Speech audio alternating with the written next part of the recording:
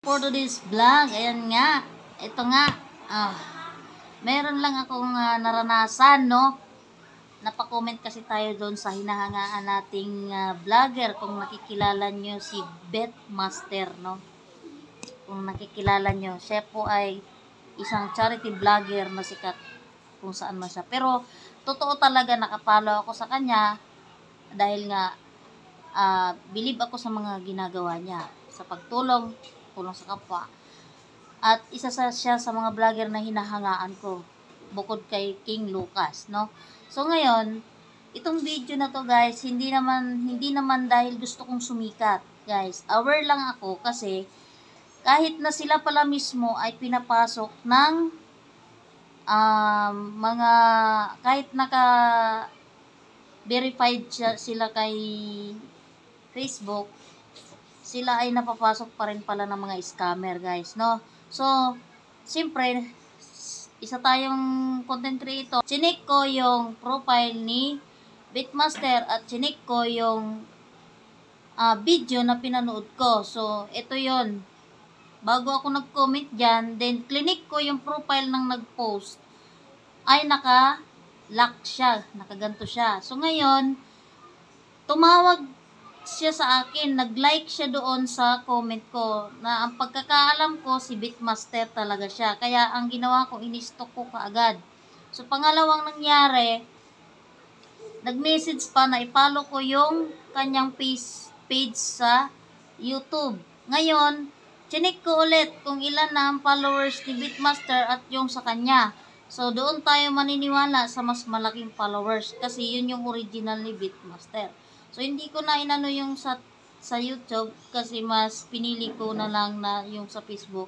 Marami pong scammer sa Facebook, guys. So, sa pagkakataong ito, guys, meron po akong video na tumawag talaga siya, as in-screenshot ko pa siya. Kung makikita nyo, nagmi-message pa siya hanggang ngayon. Ayan, nagmi-message siya. Kinukulit niya ako na maglagay daw ako ng 5,000 or 1,000 sa aking GCash para daw magawa nilang isang 10 times. Kumbaga, yung 5,000 mo is magiging 50,000. So, ganun po daw yung tinatawag nilang yung challenge. Yan. Yun nga daw yung ginagawa nila. Ngayon, binisit ko naman ulit yung profile ni Boss Bitmaster. So, wala siyang ganong mga idea. Wala siyang mga ganong post. Ngayon, yung pinanood ko na video na ito, tapos yung pinanood ko doon sa fake account, is mas malaki yung views ni Bitmaster doon sa original video kaysa dito sa nag-repost na to na profile na ganito.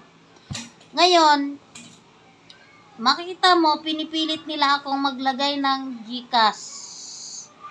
Mag-GCash daw muna ako or maglagay ako ng GCash kasi ang sabi niya wala daw akong babayaran sa kanya, pero maglalagay ako ng GCash sa account ko na pera kasi nga daw ita times. So panoorin nyo, guys, kung ito ay hindi ako nagkakamaling scammer to or ini-scam na si Bitmaster, pati video niya, bagong video niya kinukuha. So, nagkataon lang na sa akin napunta. So, sana mapanood mo to, Idol Bitmaster.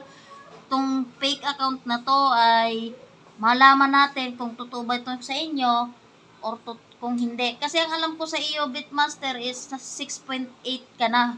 Kasi followers mo ko hindi lang ako nagko-comment, lagi lang ako nanonood at humahanga sa lahat ng mga vlogs mo. So, itong video na to, hindi po ako sa sikat, hindi naman po sa aware lang ako sa lahat ng may scam na gamit ang pangalan mo, masisira ka dito. So, sa akin, proud ako sa inyong mga tumutulong na vlogger kasi isa rin akong tumutulong, kaya lang hindi ko pa makakaya yung katulad ng ginagawa ninyo. So, hope makatulong tong video na to, Bitmaster, para malaman mo na ikaw ay ginagamit na yun. Marami pong kung willing niyo, ma'am, kung claim kayo, pero wala naman kami hinihingi bayad kahit piso, ha? Okay. Oo, kaya lang, sir, walang laman ang GCash ko talaga kahit scammer. Kasi binisit ko po yung niya, yung follow niya.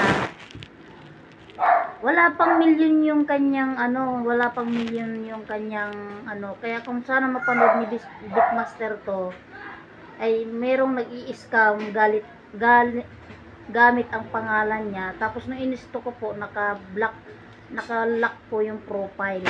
Tingnan nyo guys ah. Ayan oh. Niya ko, kung may laman daw ng 5,000 yung wallet ko, yung aking GCash, dudubdihin niya daw, gagawin niya daw pong 50k. Ayan, so nag-usap talaga kami as in, nag-usap kami. Kasi tumawag siya binidyo call ko nga po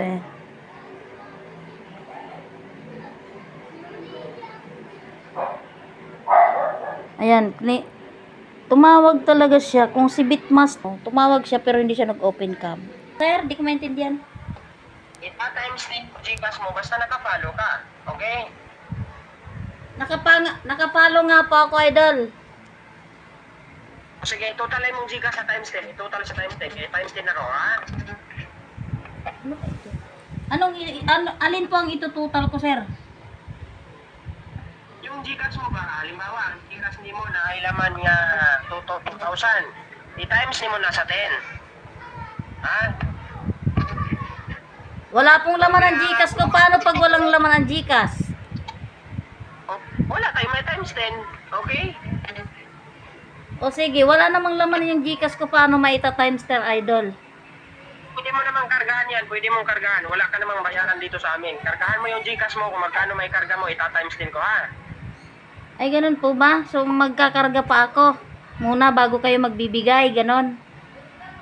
Ano yung i-times 10 natin dyan sa Gcash mo kung hindi mo kargahan? Ano yung sinasabi nyo, idol, na na wala kaming babayaran pero magka-times 10 ako tapos maglalagay ako ng laman?